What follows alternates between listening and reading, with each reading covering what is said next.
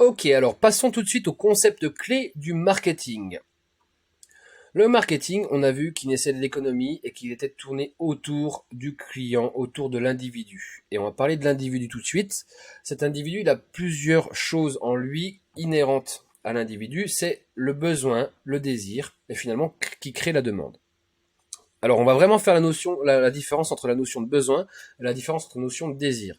Le besoin, c'est vraiment une exigence née de la nature humaine ou de la vie sociale. Donc ça c'est la définition, mais en fait finalement c'est vraiment quelque chose qu'on a en nous, qu'on peut pas créer en fait finalement. Parce que j'ai soif, c'est un besoin. J'ai soif, je dois boire de l'eau doit entrer dans mon corps. Ok. C'est vraiment un besoin de l'humain. Le désir quant à lui, c'est le moyen finalement de satisfaire le besoin. Ok. Ce qui veut dire que les besoins ils sont limités. D'accord? Parce que quand on a soif, on n'a pas soif de mille manières, on a simplement besoin d'eau dans notre corps. Ok? Par contre, le désir, comment je vais satisfaire ce besoin de soif? Eh ben, je peux boire un grand verre d'eau glacée, ou un verre d'eau citronnée, ou un thé à la menthe très chaud, ou je peux boire plein de choses différentes pour pouvoir satisfaire ce besoin. Donc ce désir, finalement, c'est l'envie qu'on a, qui arrive pour satisfaire ce besoin. Seule l'imagination est un frein pour ceux qui créent des produits pour satisfaire les besoins. Effectivement, il y a plein de personnes sur la Terre et toutes ces personnes ont des désirs différents finalement parce que mais des besoins qui vont être quand même identiques. Ok? Ça c'est un point important. Les désirs sont propres à l'individu. Les besoins sont quand même notamment, enfin en tout cas les besoins physiologiques et primaires sont déjà vous avez les mêmes besoins que moi aujourd'hui. J'ai les mêmes besoins que vous et vous avez les mêmes besoins que tous vos camarades de classe. Donc ces besoins-là, ils sont inhérents à l'humanité. Par contre, le désir, il va être en mode illimité. On va pouvoir répondre à ce besoin de mille manières différentes. Donc il y a une vraie différence entre besoin et désir. Qu'est-ce que la demande? La demande, bah, c'est le comportement du consommateur. C'est le consommateur, il va acheter quelque chose pour répondre à son désir qui répond à son besoin. Vous voyez, c'est vraiment en escalier. Mais c'est ce qu'il va acheter pour répondre à son désir. Il peut acheter une bouteille d'eau minérale. Ce serait pas mal d'investir dans un réfrigérateur américain que distribue de la glace pilée avec l'eau. Voilà. Donc c'est vraiment des réponses. La bouteille d'eau minérale, c'est une réponse. Il y a la demande pour une bouteille d'eau minérale. Il y a une demande pour un réfrigérateur américain parce qu'elle répond au besoin d'avoir de la glace pilée avec de l'eau. Enfin, au désir. Voilà. Si on reprend, l'eau minérale ou le réfrigérateur sont des demandes poussées par le consommateur finalement, qui répondent au désir de boire, donc pour l'eau minérale, de boire de l'eau qui est minérale en bouteille, et pour le réfrigérateur américain, c'est le désir d'avoir de la glace pilée avec de l'eau, d'accord? Donc là, c'est vraiment une réponse à ce désir-là, et ces désirs-là viennent du besoin, j'ai soif. Vous voyez le processus? Dans la demande, c'est là qu'on a des contraintes matérielles et psychologiques de la part du producteur, mais aussi du consommateur. Le consommateur, il peut avoir des contraintes matérielles et psychologiques parce que, par exemple, pour mettre son réfrigérateur américain, il a une trop petite cuisine, d'accord? Ou alors il n'a pas les moyens de s'acheter aujourd'hui son réfrigérateur américain qui peut coûter cher. Ça, c'est une contrainte matériel complètement pour le consommateur. Psychologique, ça peut être de dire bah, le réfrigérateur, il consomme beaucoup d'énergie et j'ai pas envie de consommer autant d'énergie pour me faire de la glace pilée avec de l'eau, je vais boire de la bouteille d'eau minérale. Ça peut être un frein aussi psychologique pour le consommateur, mais pour le producteur aussi, ça peut être il peut avoir des contraintes matérielles et psychologiques, des producteurs qui veulent pas produire des choses qui ne sont pas écologiques par exemple, ou qui veulent pas produire des choses, enfin qui ne peuvent pas produire des réponses. Pour la voiture volante, par exemple, aujourd'hui, on est vraiment dans des contraintes matérielles. On a peut-être une demande de voiture volante, j'imagine qu'il y aurait une bonne demande, mais on ne sait pas faire. Donc on est vraiment dans une contrainte matérielle pour créer ce produit. On va voir ensemble maintenant tout de suite la pyramide de Maslow, la fameuse pyramide des besoins, l'évolution des besoins. Vous avez peut-être déjà dû tous la voir ou entendre parler d'elle. Bon, elle est très simple, elle est très connue, mais elle reprend globalement tous les besoins de l'humanité, en fait, hein, des êtres humains. En fait, la pyramide, elle a un concept très simple. On voit qu'il y a des étapes et la pyramide, les besoins sont de plus en plus petits et de plus en plus hauts. Qu'est-ce que cela veut dire? Ça veut dire que le besoin physiologique qui est tout en bas, il doit être, tous ces besoins-là, en fait, finalement, ils doivent être comblés pour pouvoir passer à la deuxième étape. Donc, on passe de besoins physiologiques à besoins de sécurité seulement si des besoins physiologiques sont au minimum comblés.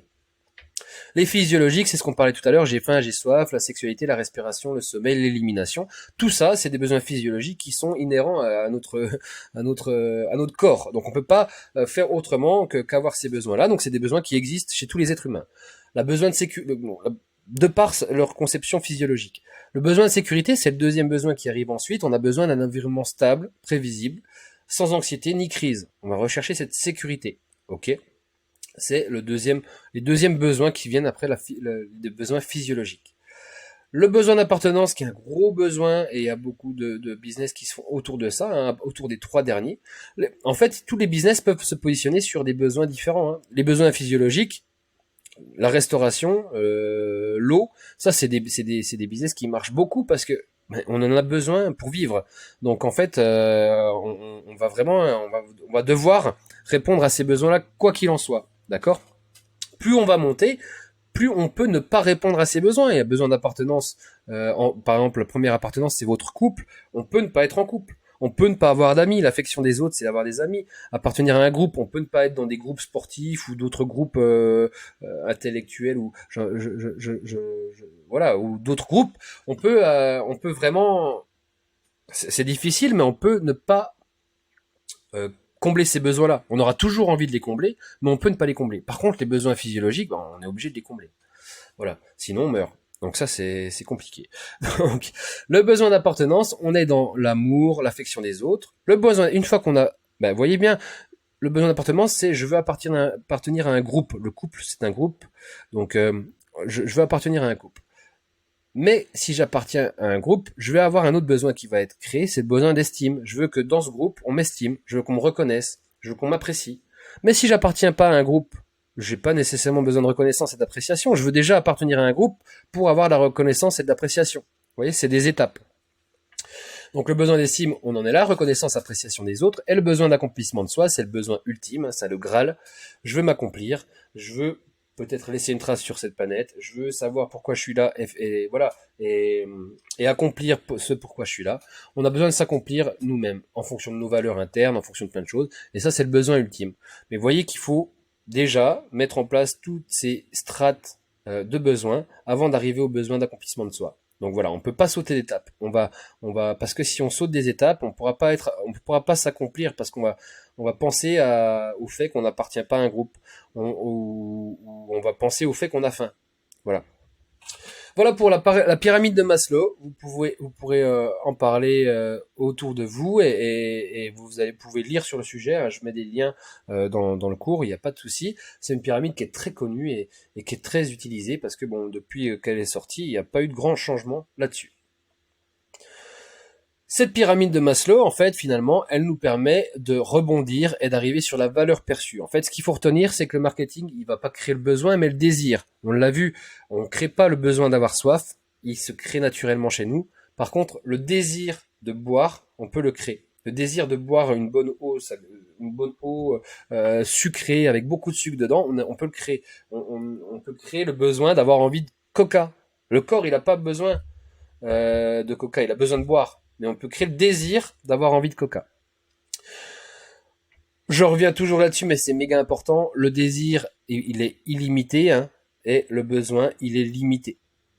C'est la raison pour laquelle la valeur, en fait, l'imaginaire, d'accord, associé au produit, et il est essentiel, d'accord, parce que on va avoir une valeur perçue qui va répondre au désir, mais finalement qui répond aux mêmes besoins. Le Coca-Cola, il répond au besoin d'avoir soif. L'eau, elle répond au besoin d'avoir soif. Le réfrigérateur qui donne de la glace pilée avec de l'eau fraîche, il répond au besoin d'avoir soif.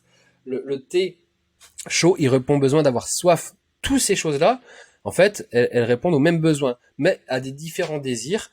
Et c'est grâce à leurs caractéristiques techniques, fonctionnelles et imaginaires qu'on arrive à répondre à ces désirs. On rentre maintenant dans un autre triptyque qui est le produit, la valeur perçue et le bénéfice, d'accord, qui finalement, on va tourner autour de ces trois points-là tout au long du marketing. Le produit, vous savez tout ce que c'est, ça peut être un objet, un service, une activité, un endroit, un être humain, plein de choses, d'accord. C'est quelque chose qui est susceptible de satisfaire le besoin ou le désir, d'accord. Donc ça, c'est finalement la réponse à notre besoin, à notre désir. La valeur perçue, en fait, c'est la valeur perçue et le bénéfice, finalement, surtout le bénéfice, c'est quand on a un besoin qui rencontre une caractéristique d'un produit ou un service. J'ai besoin de boire, j'ai une bouteille de coca. On a cette rencontre. Même si je suis pas très pour le coca, une bouteille d'eau, parlons d'eau. Lorsqu'on a un besoin, donc j'ai soif, on a une bouteille d'eau, il y a création de bénéfices parce que cette bouteille d'eau, elle va me donner un bénéfice sur mon besoin. Ce bénéfice il peut être fonctionnel ou symbolique dans le marketing, d'accord? Parce que symbolique, on va être vraiment dans l'imaginaire, et fonctionnel, on va être dans l'utilisation fonctionnelle du produit. On va parler de détendeur de plongée. Moi, je suis plongeur, j'adore ça, donc on va pouvoir en parler. Ceux qui connaissent pas, vous inquiétez pas. Un détendeur, c'est simplement ce qui nous permet de respirer sous l'eau. C'est ce qu'on va brancher sur la bouteille, on va respirer dedans et ça va nous donner de l'air. Ce détendeur, il peut avoir plein de caractéristiques. Il est hyper sympa en marketing parce que il y a tellement de caractéristiques différentes sur les détendeurs qu'on peut parler des heures de tel ou tel détendeur. Là, j'ai pris une marque Apex, d'accord, la marque Apex qui est connue pour sa qualité militaire et sa qualité et sa technicité. Et c'est un bel exemple parce que regardez, dans la description produit que j'ai trouvé sur internet, clairement, vous soyez le maître de votre environnement avec le détendeur de plongée main à main, détendeur de la marque Apex, donc ça c'est une caractéristique, la marque Apex, d'accord. Déjà ils mettent en avant leur marque, qui est aussi symbolique. La qualité permet de signifier la qualité militaire du produit et le niveau de technicité du plongeur qui l'utilise. C'est un bénéfice symbolique. Effectivement, c'est que de l'imaginaire. C'est pas parce que on a un détendeur Apex qu'on est un plongeur technique. D'accord? Par contre, on va signifier notre niveau de technicité grâce au fait qu'on est un plongeur Apex. Si on a un détendeur Apex, si on a un détendeur d'une autre marque, on sera moins vu par les autres comme un plongeur technique. D'accord? Donc si notre besoin, c'est notre besoin, on va revenir en arrière rapidement, hop là, c'est notre besoin d'appartenance ou d'estime, de reconnaissance des autres, surtout besoin d'estime, et qu'on veut être vu par les autres comme un plongeur technique, d'accord? C'est notre désir par notre détendeur, d'accord? Et ben on peut prendre ce détendeur-là parce que finalement, il signifie aux autres, déjà la marque Apex qui est très technique, et en plus ce détendeur, il a une qualité militaire et des technicités, il est technique. Du coup, les autres vont nous voir dans ce sens-là et on a le bénéfice symbolique d'être quelqu'un de très technique et d'être un bon plongeur. Par contre, si on a un autre besoin, par exemple parce qu'on plonge dans des lacs en hiver, faut être fou, mais il y en a plein qui le font. Moi, je le fais pas, mais en tout cas, si on plonge dans des eaux froides en hiver, on n'a pas envie que notre détendeur gèle et puis qui nous envoie de l'air en continu et qui vide notre bouteille. D'accord? On a envie que le détendeur il résiste au froid, d'accord, et qui garde son fonctionnement normal. Eh ben, cette technologie-là est une technologie anti-givrage. Bon, caractéristique, c'est important pour moi, anti-givrage, vu que je plonge dans les lacs. Il résiste à la mise en débit continu, c'est ce que je vous disais, donc d'air en continu. Bénéfice fonctionnel, même dans les eaux les plus froides. C'est hyper important. Donc vous voyez que finalement, le marketing, il faut qu'il mette en avant à la fois les caractéristiques du produit, donc le fait qu'il y ait une technologie anti-givrage, le fait qu'il résiste à des mises en débit continu, donc ça c'est du marketing, on le met en avant d'une belle manière, Donc on brode autour de cette caractéristique technique pour le bénéfice fonctionnel.